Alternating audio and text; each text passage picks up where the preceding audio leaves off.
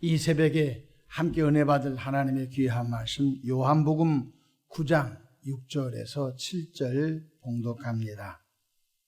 이 말씀을 하시고 그 땅에 침을 뱉어 진흙을 이겨 그의 눈에 바르시고 이르시되 실로암 못에 가서 씻으라 하시니 실로암은 번역하면 보냄을 받았다는 뜻이라.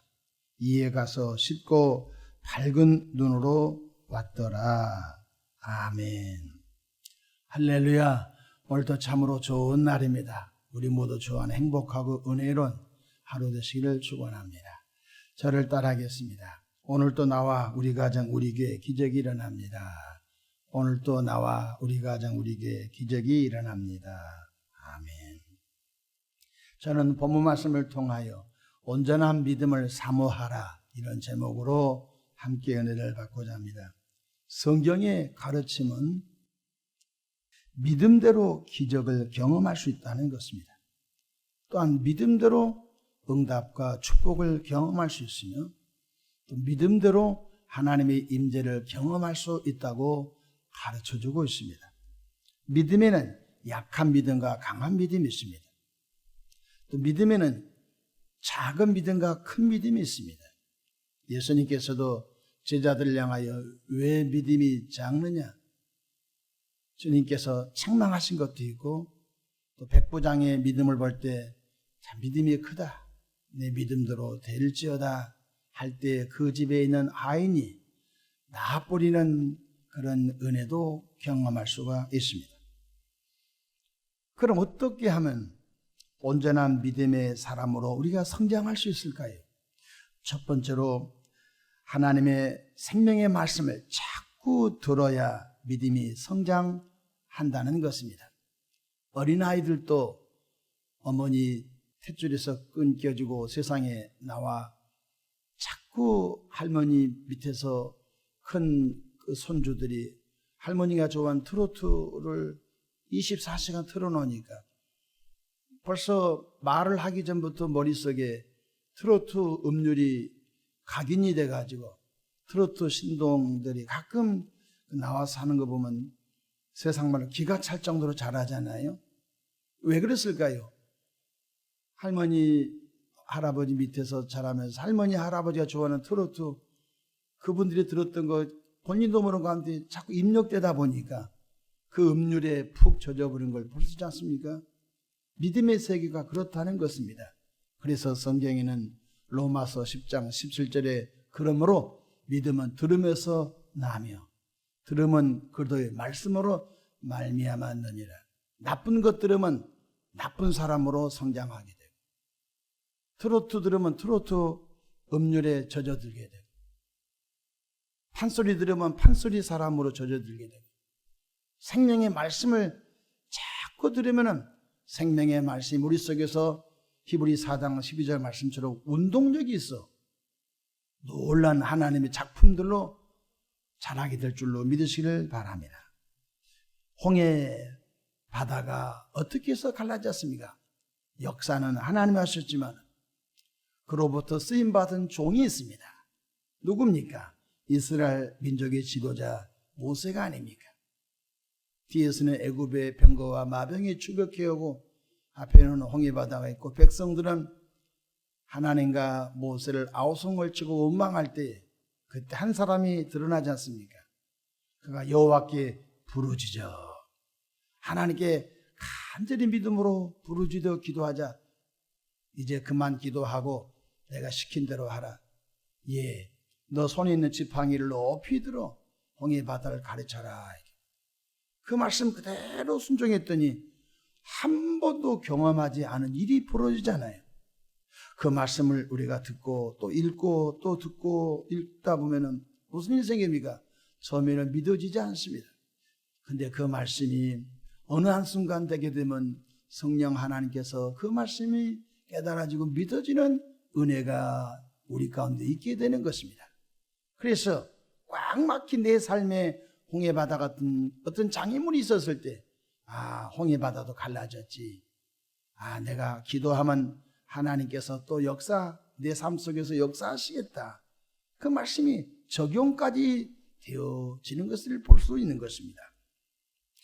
여리고성 어떻게 해서 무너졌습니까? 여리고성은 내성과 외성 두 겹으로 되어 있습니다. 난공불락의 성입니다. 여호와 하나님께서 지도자 여호수아에게 뭐라고 말씀하십니까? 하루 한 바퀴씩 침묵하며 돌아라. 숙소에 들어와 자라. 이틀도 침묵하며 돌아라. 그리고 6일 동안 그렇게 하루에 한 바퀴씩 전 백성들이 돌고 마지막 6째 날에는 그리고 하루에 그날 7바퀴를 돌고 그 다음에 이 성은 무너져라고 할 때 7바퀴를 다 돈 그 7째 날에는 그 성이 와르르 무너진 것을 볼 수 있습니다. 그 말씀 우리가 듣고 읽다 보면은 내 삶에 여리고성 같은 문제를 만났을 때 그 말씀이 내 삶에 적용이 됨으로 인하여 여호수아와 함께 하셨던 하나님께서 나와 함께 하심을 경험하게 되는 것입니다. 어린 소년 다윗이 골리앗과 어떻게 해서 싸워 이겼습니까? 너는 칼과 단창으로 나오지만 나는 만군의 여호와의 이름으로 내게 나간다고 했지 않습니까? 그 말씀을 읽을 때 우습기도 하고 믿어지지도 않아요. 근데 그 말씀을 읽고 듣고 묵상하다 보면 내 삶 속에서 골리앗 같은 문제를 만날 때 여호와의 이름으로 가면 되겠구나. 이제 내 삶 속에도 깊이 적용되는 것입니다. 처음에는 잘 안 된 것 같아도 그러면서 믿음이 성장해 가는 응답의 체험, 기적의 체험, 축복의 체험을 경험하다 보면 한 번 체험한 사람하고 두 번 체험한 사람하고 그 믿음이 깊이가 달라져 가는 것입니다. 어머니 뱃속에 나올 때부터 믿음을 갖고 난 사람이 없는 것입니다. 믿음은 성장한다는 것입니다. 둘째로 하나님의 말씀을 성령으로 순종할 때 응답을 경험하고 기적을 경험하면서 믿음이 온전하게 성장한다는 것입니다. 오늘 본문 말씀 봅시다. 예수님께서 길을 가실 때에 날 때부터 맹인된 사람을 만납니다. 제자들이 난해한 질문을 예수님께 하지요. 예수님, 이 맹인된 것이 누구의 죄입니까? 자기 죄입니까? 부모의 죄입니까? 물어봅니다. 예수님께서 그 제자들의 난해한 질문에 어떻게 대답하시지요? 9장 3절 보십시다. 예수께서 대답하시되 이 사람이나 그 부모의 죄로 인한 것이 아니라 그에게서 하나님이 하시는 일을 나타내고자 하심이라. 할렐루야. 바로 이 맹인된 이 사람을 통하여 빛으로 오신 바로 주의 일을 나타내려고 하셨다는 것입니다. 예수님께서는 길에서 만난 그 맹인에게 이해할 수 없는 행동을 하십니다. 9장 6절 보실까요? 이 말씀을 하시고 땅에 침을 뱉어 진흙을 이겨 그의 눈에 바르시고 이르시되 실로암 못에 가서 씻으라 하시니. 여러분이 그 상황이라면 여러분 어떻게 반응했겠습니까? 아무리 그래도 그렇지요. 침을 흙에 뱉어서 진흙을 이겨서 그 눈에 붙여놓고 그리고 그 앞을 보지 못한 맹인에게 흙을 붙여놓은 그 모습을 한번 상상해 보십시오. 그리고 1m도 아니고 실로암 연못에 가서 그걸 씻으라 할 때 여러분은 어떻게 반응했겠습니까? 참 우습지요.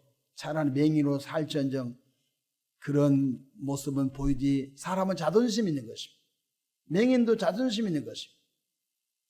얼마나 그 맹인의 마음이 했겠습니까? 근데 맹인의 반응이 어떻게 됩니까?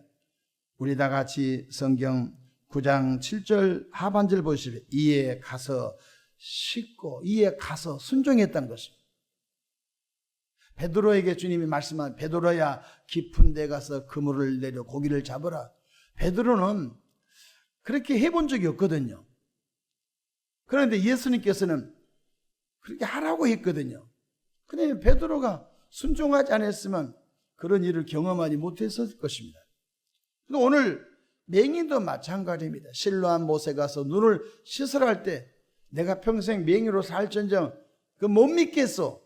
여기서 직접 눈을 뜨게 해주더니 그럴 것이니 어떻게 이런 모습으로 조롱거리가 될 일을 나는 못하겠습니다. 안 갔으면은 오늘 실로암 기적이 나타나지 않는 것입니다. 이에 가서 두 번째 씻고 갔다는 것입니다. 두 번째 씻었다는 것입니다. 다 순종이요. 가서 씻으라고 했거든요. 그 결과 무슨 일이 벌어졌습니까? 밝은 눈으로 왔더라. 할렐루야. 무엇이 이 맹인의 눈을 뜨게 하였을까요? 그 역사는 예수님이 하셨지만 그 맹인의 순종을 통해서 축복의 역사가 나타난 것 믿으시기를 바랍니다. 우리는 자꾸 핑계를 대려고 합니다. 지금은 더운데요. 지금은 내 상황이 이런데요. 지금은 기도할 수 없는 상황인데요. 하나님도 내 입장이면 이해가 될 텐데요. 하나님까지 끌어들여가지고 합리화시키려고 합니다. 오늘 맹인이 만약에 합리화를 시켰다고 한다면 아무도 없는 밤에 내가 내 눈에 진흙을 이겨서 아무도 안 볼 때 새벽에 하겠습니다. 그것도 좀 대낮이잖아요. 낮이니까 사람들이 얼마나 사람이 많이 움직입니까? 더구나 예루살렘에서 말이에요. 그러니까 오늘 우리가 하나님의 기적을 경험하지 못한 것은 자꾸 핑계를 대려고 하고 합리화시키려고 할 때에 하나님이 일 안 한 것입니다. 하나님의 무능해서 일 안 하는 게 아니라 하나님은 그를 통해서 일하지 않는 것입니다. 그러므로 저와 여러분들은 할 수만 있거든 은혜로운 말씀을 많이 들으십시오. 믿음은 들으면서 나며 들으면 그도의 말씀으로 자란다고 했습니다. 두 번째로 하나님의 말씀을 순종하고 실천하는 그런 은혜가 있기를 바랍니다. 여러분 성경에 알고도 행치 않는 것이 큰 죄라고 했습니다. 모르는 사람은 몰라서 순종하지 못하지만 아는 사람들이 알면서도 순종하지 않는 것이 큰 죄라는 사실을 알아야 되겠는 것입니다. 우리는 영과 진리로 온전한 예배를 드려야 하나님이 연락하신다는 사실을 배웠습니다. 하나님께서는 가인의 제사를 받지 않으시고 하나님은 아벨과 그의 제물을 연락하신다는 말씀을 들으면서 영과 진리로 예배할 때에 하나님이 기뻐하신다는 사실을 우리는 알아야 되겠습니다. 여러분, 하나님이 여름에는 너무 더우니까 우리 예배를 안 받으시고 겨울엔 너무 추우니까 우리 예배를 안 받으신 것이 아닌 것입니다. 어떤 상황, 어떤 처지 있든지 하나님은 나의 예배를 기다리신다 라고 믿고 어떤 상황과 환경이든지 하나님을 영화롭게 하는 예배를 드릴 때 주님이 기뻐하신다는 사실을 믿으시기를 바랍니다.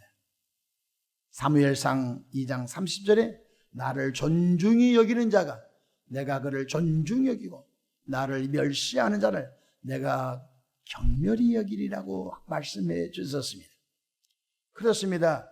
우리가 하나님을 존중하는 것이 뭡니까? 영과 진리로 예배하는 것인 줄로 믿으시기를 바랍니다. 또한 내 삶의 소득의 10의 1조를 의무가 아닙니다. 믿음으로 기쁨으로 드릴 때 하나님께서 은혜를 베풀어 주신 사실도 깨닫기를 바랍니다. 할 수만 있거든 항상 기뻐하고 쉬지 말고 기도하고 범사에 감사함으로 이 험한 세상 속에서도 예수 믿지 않는 사람과 전혀 다른 차원의 세계를 같은 환경, 같은 대한민국의 해 아래 대한민국에 살고 있지만은 그럼에도 불구하고 우리는 새로운 피조물이요 천국 시민권자요 구원받은 하나님의 자녀들이요 왕같은 제사장들이므로 우리는 그렇게 살 수가 있는 것이 아닌 것입니다. 모두는 오늘 또 하나님의 말씀을 적은 것부터 실천하고 순종해가는 은혜가 있으시기를 바랍니다. 소자에게 냉수 한 컵이라도 대접하고 섬김의 사랑의 실천이 장차 목숨을 내놓고 섬기고 사랑할 수 있는 믿음의 분량으로 자라게 될 줄로 믿으시기를 바랍니다. 예수 그리스도의 십자가 은혜의 복음을 조리 있게 전하지 못해도 주보 한 장이라도 전도용 티슈 한 장이라도 나눠주면서 십자가 은혜의 복음을 전하는 그 행동을 하나님이 기뻐하실 줄로 믿으시길 바랍니다. 우리 모두 살아있는 믿음, 온전한 믿음으로 계속 성장하시기를 축복합니다. 기도하겠습니다. 좋으신 사랑의 하나님 아버지, 이 새벽에도 주의 전에 나와 함께 말씀 듣고 기도하는 모든 권속들을 축복해 주옵소서. 온전한 믿음의 사람들로 성장하도록 이끌어 주시옵소서. 내 믿음대로 될지어다 하신 칭찬받는 믿음의 주인공들이 되게 성령이여 이끌어 주시옵소서. 예수님의 이름으로 기도하옵나이다. 아멘.